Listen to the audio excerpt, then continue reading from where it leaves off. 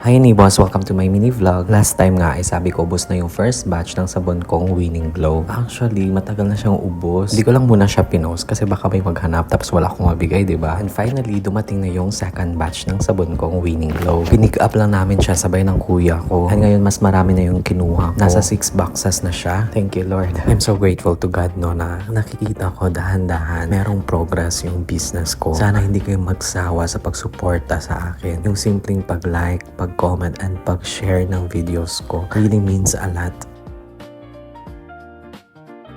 I'm really documenting lahat ng humble beginnings ko para meron tayong mabalikan someday kasi I'm really believing na someday it will really be a successful business and gusto ko na maging saksi kayo sa humble beginnings ko, sa lahat ng mga struggles ko and lahat ng sakripisyo sa business na ito. Kami nga lang yun ni kuya yung nag-alsa nitong mga boxes na to and pinasakay sa kanyang tricycle kasi wala pa tayong 4 wheels or wala pa tayong mga truck, but hopefully in the future, wow.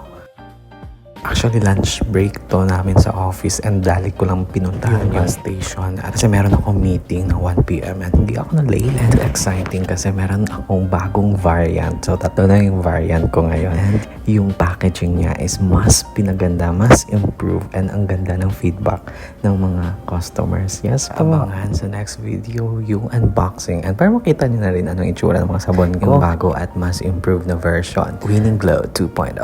Thank you for your support. Boss, like, comment, and share this video.